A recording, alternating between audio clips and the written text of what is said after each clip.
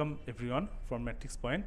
I am Dr. Chilan Rahman Shubho, currently working as Phase B resident in Hepatobiliary Pancreatic and Liver Transplant Department, BSMMU. So, আজকে আমরা last December 2021 এ যে residency পরীক্ষাটা হয়ে গেল সেটার ফিজিওলজির একটা পোর্শন, যে পোর্শনটা আমি ইউজুয়ালি ক্লাস নিয়ে থাকি, দ্যাট ইজ GIT হেপাটোলজি। সেখান থেকে যে কোশ্চেনগুলো আসছে সেটার একটু অ্যানালাইসিস করে দেখব কি কোশ্চেন আসছিল বা আমরা কীভাবে উত্তর করেছি বা সামনের বার আমাদের যাদের হয় না তারাই বা কীভাবে প্রিপারেশান নিব। সো 100 মার্কের পরীক্ষা স্বাভাবিকভাবেই নর্মাল যে প্যাটার্নে সেই প্যাটার্নের কোশ্চিন হয় নাই। প্যাটার্নটা বলতে আমি বোঝাচ্ছি আসলে মার্কস ডিস্ট্রিবিউশন, এক এক চ্যাপ্টার থেকে এক এক রকম কোশ্চিন চলে আসছে। That was quite expected. 200 মার্কের জন্য আমরা আসলে যেভাবে প্রিপারেশন নিই 100 মার্ক আসলে স্বাভাবিকভাবেই কিছুটা এলোমেলো হবে। তারপর আমি যদি একটু বলি যে এখান থেকে টোটালি জিআই অংশটা থেকে 3টা কোশ্চিন করা হয়েছে, যদি একটা কিছুটা ক্লিনিক্যাল এবং ডেন্টাল ফ্যাকাল্টি এবং বাকি 2টা অল ফ্যাকাল্টির জন্য। সো আমরা কোশ্চেনগুলো দেখি এবং কোশ্চেনগুলো আমাদের কমন পড়েছিল কিনা সেটা আমরা খেয়াল করি। So physiology of the GIT, এখান থেকে আমরা যদি ফার্স্ট কোশ্চেনটা দেখি, বেসিক এবং পেডিয়াট্রিক্স ফ্যাকাল্টিতে এসেছিল যে element absorb from the terminal ileum. So যে 4-5টা চ্যাপ্টারের হেডিংয়ে আমরা জিআইটি ক্লাসটা করি তার মধ্যে absorption is one of the most important. আমরা অনেক সময় নিয়ে অ্যাবজর্পশন পড়ি এবং অ্যাবজর্পশনের একটা ফিগার আমরা কিন্তু ক্লাসে প্র্যাকটিস করি। আপনারা যারা ক্লাস প্রোগ্রামটা করেছেন যারা একটু রিকল করেন, আমরা যেভাবে ভাগ করে পড়ি যে আমরা যদি একটা ইন্টেস্টাইনের ছবি ড্র করি, ইন্টেস্টাইনের কী কী part, duodenum, jejunum, ileum and last portion is large intestine. এবং দিস আমরা জানি যে স্পেসিফিক যদি কোনো সাবস্টেন্স বলি, যেমন ডিউডেনামে কী কী অ্যাবজর্ব হয়, কী কী হয়, most important iron, copper and some sorts of calcium. ঠিক এইভাবে ছবিতে যখন আমরা এসেছিলাম আমরা পড়েছিলাম যে এই যে আইলিয়াম অথবা আইলিয়ামের বলতে গেলে একদম স্পেসিফিক একটা অংশ যেটাকে কি বলা হয়, টার্মিনাল আইলিয়াম। এখানে কি কি অ্যাবজর্ব হয়, bile salt or bile acid and vitamin B12 along with intrinsic factor of Cassel. তাহলে এই ছবিটা কিন্তু আমরা ক্লাসে প্র্যাকটিস করেছি এবং এই ছবিটা যদি আমরা একটু গুছিয়ে বারবার প্র্যাকটিস করি দেন কোন পার্টে জিআইটিতে আসলে কী অ্যাবজর্ব হচ্ছে সেটা কিন্তু মনে রাখা খুবই ইজি এবং দিস কোয়াইট কমন। এমন না যে এই কোশ্চেনটা একদমই অপরিচিত, এই কোশ্চেনটা কিন্তু বিগত বেশ কয়েক বছর রেসিডেন্সিতে আসছে। সো এটা খুবই কমন কোশ্চেন ছিল এবং আই থিঙ্ক আপনারা সবাই এটা উত্তর করতে পেরেছেন, এটা না পারার কোনো কারণই নাই। নেক্সট কোশ্চেনটা আমরা যদি দেখি সেটা ডেন্টিস্ট্রি ফ্যাকাল্টির কোশ্চেন, যদি এটা সরাসরি ফিজিওলজি কোশ্চেন বলা যাবে না, এটা কোয়াইট ক্লিনিক্যাল। কোশ্চেনটা এরকম ছিল যে what are the causes of salivary flow rate and composition affected by which of this following organ? That means what are the causes of xerostomia? Dental facultyর জন্য xerostomia is quite common, that is dry mouth. So what are the causes of dry mouth? যদিও এটা totally dentist faculty, so আপনারা যারা dentist ফ্যাকাল্টির না তাদের এই কোশ্চেনটা আর preparation না নিলেও চলবে আমার মনে হয়। আর এই কোশ্চেনটা এমন না যে এবার আসছে, এটা কিন্তু বিগত বেশ কয়েক বছর থেকে ডেন্টিস্ট্রি ফ্যাকাল্টির খুবই কমন একটা কোশ্চেন। এবং আমরা যদি দেখি যে যেগুলো ইউজুয়ালি সিস্টেমিক ডিসঅর্ডার সেগুলোতে ড্রাই মাউথ বেশি হয়, যেমন cystic fibrosis, calcium channel disorder, or I can say the Addison disease, Sjogren syndrome, Wegener's granulomatosis, or certain infection that may responsible for your dry mouth. So আমরা যদি 4টা পড়ে রাখি dry মাউথের, ইউজুয়ালি যারা ডেন্টিস্ট ফ্যাকাল্টি তারা পড়ি, তাহলে এই কোশ্চেনটা অ্যান্সার করা সম্ভব। সো আমি সবাইকে বলবো না এই কোশ্চেনটা পিছনে দৌড়াইতে, কারণ এটা সব ফ্যাকাল্টির জন্য না। অ্যান্ড লাস্টলি যদি আমরা দেখি যে সব faculty MS, MD, basic, paediatrics, even including dentistry ফ্যাকাল্টিতে এই কোশ্চেনটা আসে।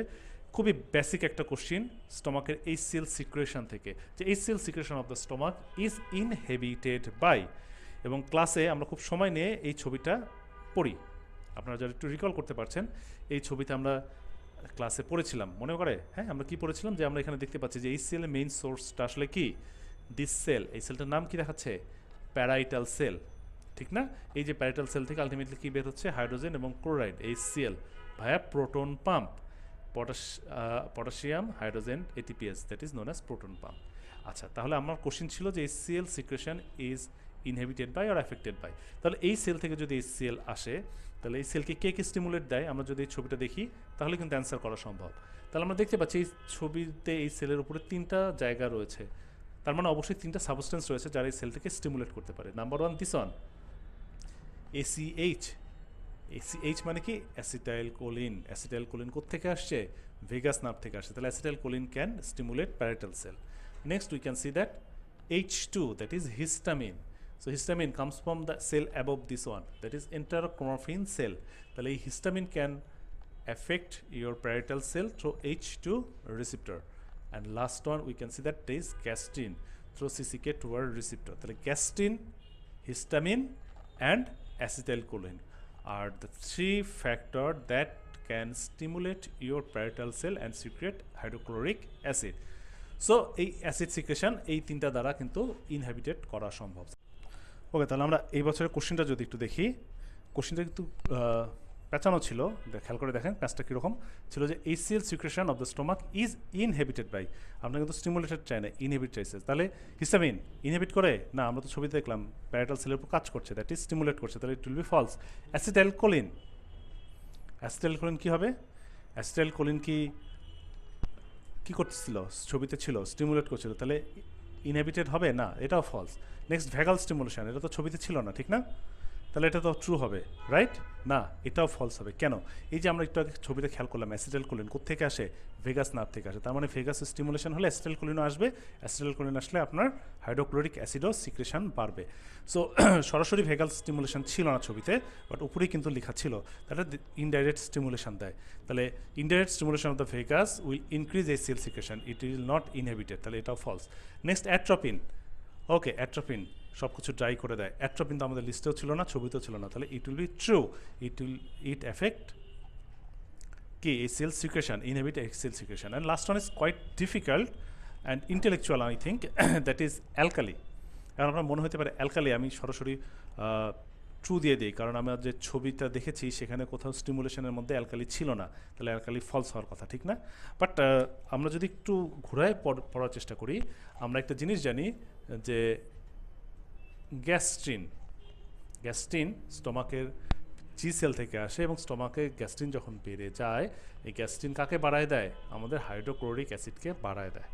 ওকে, এই গ্যাস্ট্রিন স্টিমুলেশন অনেকগুলো ফ্যাক্টর আমরা প্রতি বছরই পড়ি, একটা বিশাল বক্স রয়েছে, এবং তার ভিতরে alkali is one of the substance. Okay, তাহলে এই অ্যালকালি যদি, অথবা আমরা যদি একটু অন্যভাবেও চিন্তা করি, আমাদের হিউম্যান বডি সবসময় একটা হোমিওস্ট্যাসিস মেনটেন করতে চায়, ঠিক না? নিউট্রাল একটা কন্ডিশনে থাকতে চায়। তো আপনি যখন কোনো কারণে যদি স্টোমাকে অ্যালকালি জাতীয় সাবস্টেন্স ইনজেক্ট করেন, স্বাভাবিকভাবে আপনার এটাকে নিউট্রাল করার জন্য, অ্যালকালি নিউট্রাল করার জন্য আমাদের কী লাগবে? প্রচুর পরিমাণে HCl দরকার হবে। যত বেশি অ্যালকালি লাগবে তত বেশি HCl আসবে, যেটাকে নিউট্রালাইজড করার জন্য। অপোজিটভাবে যদি আপনি চিন্তা করেন, আপনার কোনো কারণে যদি হাইপার অ্যাসিডিটি হয় হিউম্যান বডিতে, দ্যাট মিনস হাইড্রোক্লোরিক অ্যাসিড বেড়ে যায়, আমরা কী করি? Alkali substance, that is antacid syrup খেয়ে ফেলি, ঠিক না? ভাইস ভার্সা অনেকটা।